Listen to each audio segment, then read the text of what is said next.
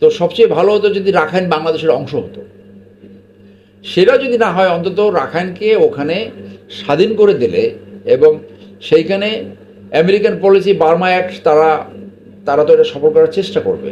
আমেরিকার অনেক জায়গায় ব্যর্থতা রয়েছে, অনেক জায়গায় পরাজিত হয়েছে, ভিয়েতনাম, আফগানিস্তানে, এবং এখন ইরানের সাথেও তারা পরাজিত হয়েছে বলে আমি ধরছি। কারণ এখন তাদের আর্মামেন্ট নাই, এখন তারা চুক্তি করার জন্য তারাই এখন ঘুরছে। সো এই বার্মা একটা তারা কতটুকু সফল হবে, সেই জন্য বাংলাদেশকে তাদের প্রয়োজন হবে। সো আমাদের আমেরিকার সাথে আমাদের যে পলিসি সেটা বহাল থাকবে, চায়নার সাথেও আমাদের পলিসি বহাল থাকবে। এখন পাকিস্তানের আমেরিকার সাথে মাঝখানে সিয়েটো সেন্টার ছিল, মাঝখানে আমেরিকার সাথে তাদের সম্পর্ক অতটা ভালো ছিল না, এখন তো আবার ভালো সম্পর্ক হয়েছে। সো এইটা আমাদের দেশের স্বার্থ, জনগণের স্বার্থ বিবেচনা রেখে আমেরিকার সাথে আমাদের যে সম্পর্ক রাখার সেই সম্পর্ক থাকবে, চায়নার সাথে যে সম্পর্ক রাখার সেই সম্পর্ক রাখবো। মির্জা ফখরুল সাহেবের সাথে আমার অনেক স্মৃতি রয়েছে।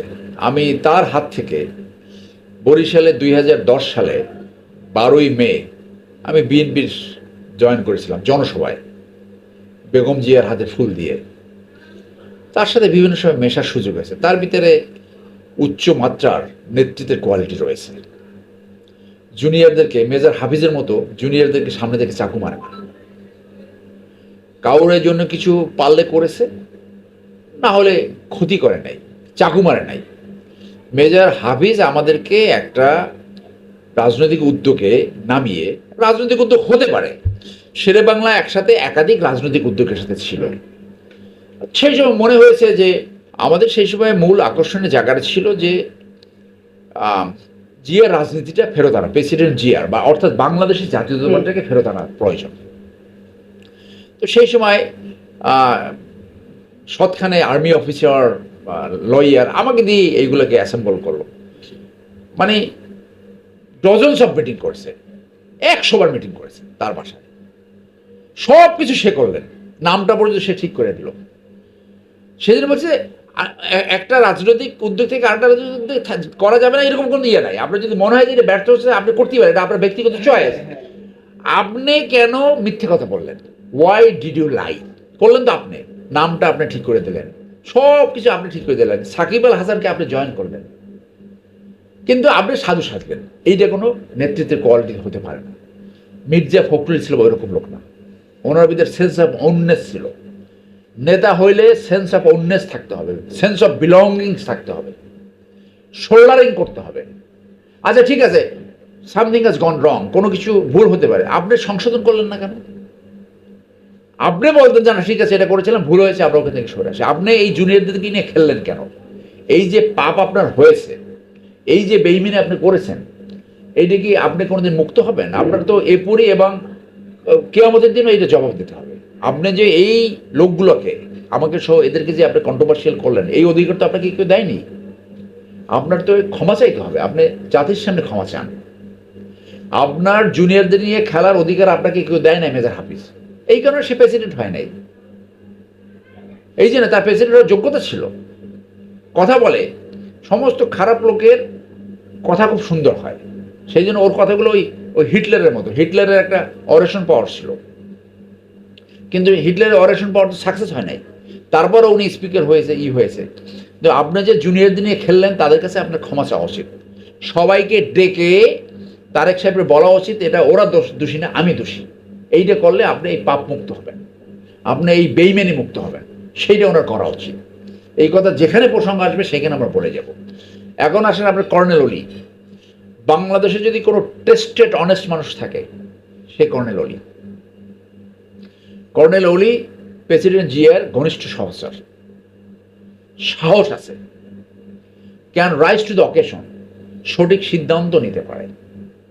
সিদ্ধান্ত সেটা আপামর জনগণ অনেক রকম আলোচনা আছে। উনি বিএনপি থেকে সরে গেছিলেন কেন? বিএনপির যে ভুলগুলো হচ্ছিল সেই সময়, যে 2001 থেকে 2006 যে দুর্নীতিগুলো হচ্ছিল, এই যে হাওয়া ভবন সৃষ্টি হয়েছিল, সেইটা প্রতিবাদে উনি সরে গেলেন। উনি তো সেই জাতীয়তাবাদী সেন্স থেকে উনি সরে গেছেন। উনি জামাতকে ভেহেমেন্টলি ক্রিটিসাইজ করেছেন, কিন্তু সেই জামাতে গেছে রাজনীতিতে পট পরিবর্তন অথবা ঘটনা প্রক্রিয়া এরকম হতে পারে। মির্জা ফখরুল একটু সফট হার্টেড, একটু একটু নরম প্রকৃতির, কিন্তু কর্নেল ওলির কিন্তু সেই হার্ডনেস আছে যেখানে হার্ড হওয়া দরকার। আপনার মিলিটারি বিদ্যায় কি কাজ, যে শত্রুকে যেখানে নিধন করা, সেইটা মির্জা ফখরুল একটা অ্যাকোমোডেটিভ পলিসি ফলো করে, সবাইকে নিয়ে চলতে চায়। আর যে হার্ডনেস দরকার, আমি আজকে আপনাকে অনেক জায়গায় বলছি যে 5ই আগস্টের অন্তর্বর্তী সরকারের সফল হওয়ার জন্য যে কয়জন মানুষ ছিল তার ভিতরে একজন ছিল কর্নেল ওলি। প্রফেসর ইউনূসের পক্ষে এটা সম্ভব না। তারা ওই পরিস্থিতিতে কিভাবে রাষ্ট্র নিয়ন্ত্রণ করতে হয় সেইটা তাদের একজনের অভিজ্ঞতা ছিল না। এই জায়গাটায় অভ্যুত্থানের পরে যে সমস্ত দেশ সফল হয়েছে, আপনি দেখবেন ম্যাক্সিমাম জায়গায় মিলিটারি লিডার আসছে, মিলিটারি লিডার। সুয়ার্তে বলেন, যুগোস্লাভিয়ায় মার্শাল টিটু বলেন, চার্লস দ্য গল বলেন, এরকম অনেক উদাহরণ দেওয়া যাবে। তো সেই কোয়ালিটি ছিল কর্নেল ওলির। কিন্তু এখন যেহেতু 70 অনুচ্ছেদ এখনও বহাল রয়েছে, একটা সংস্কার একটা দাবি ছিল প্রেসিডেন্ট নির্বাচনে এমপিরা ওপেন ভোট দিতে পারবে।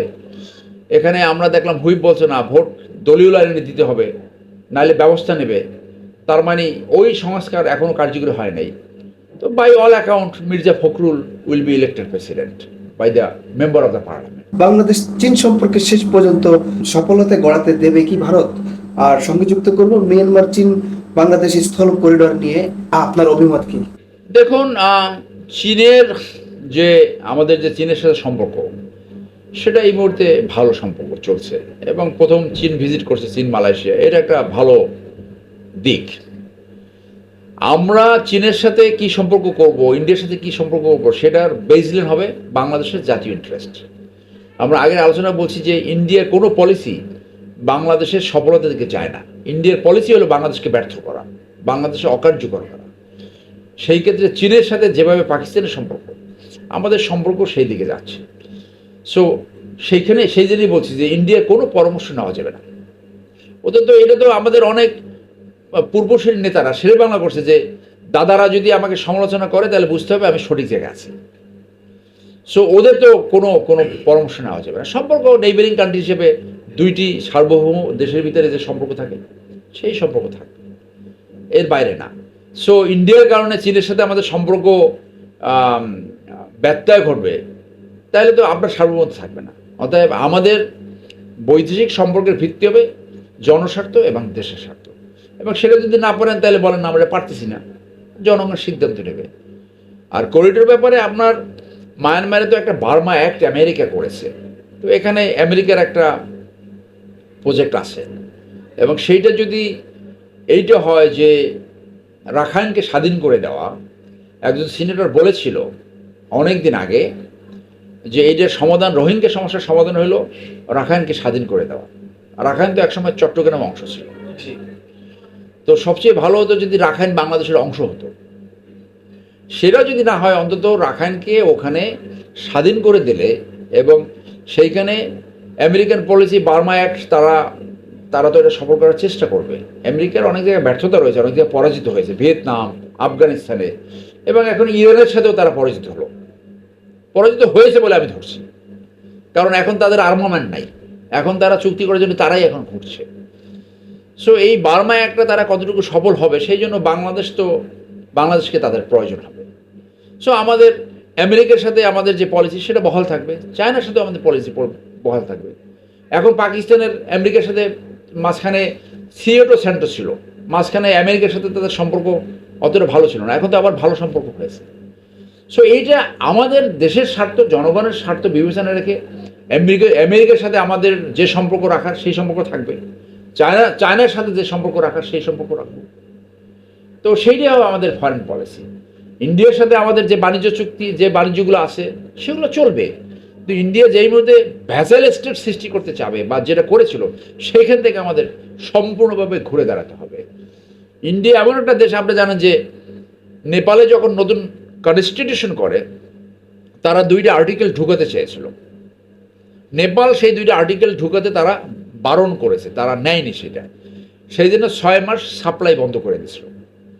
তো নেপালে 6 মাস সাপ্লাই বন্ধ করেছে, কী হয়েছে? নেপাল তখন চায়নার সাথে আপনার পুরোপুরি তাদের বাণিজ্য লাইন ওপেন করেছে, তারা তো সাস্টেন করেছে। তো কী হয়েছে? বাংলাদেশে যদি ওরা পিএস না দেয়, অনেক পেঁয়াজের লাইন ওপেন হবে, চালের লাইন ওপেন হবে। আমাদেরকে সেই জায়গায় দাঁড়াতে হবে যে ওরা যদি বাণিজ্য বন্ধ করে, ওরা তো অনেকবার অনেক সময় বাণিজ্য বন্ধ করছে। আপনি ইলিশ মাছ পাঠিয়েছেন, তারপর এই পেঁয়াজ রপ্তানি বন্ধ করেছে। আপনি আম পাঠিয়েছেন, চাল বন্ধ করে, এটা তো তারা করে। তো তাতে কি হয়েছে? We will sustain. সো আমাদের ফরেন পলিসির বটম লাইন হলো জনস্বার্থ এবং দেশের স্বার্থ। সেই ফরেন পলিসি যদি আপনি না করতে পারেন, তখনই মানুষ ভাববে আপনি ইন্ডিয়ার প্রেসারে সাবমিট করেছেন, ইন্ডিয়ান পদলোহনকারী হয়েছেন। আর আপনি যদি ইন্ডিয়ান পদলোহনকারী হন, তাহলে আওয়ামী লীগের সাথে আপনার কোনো পার্থক্য থাকবে না। তাহলে জনগণ আপনাকে প্রত্যাখ্যান করবে।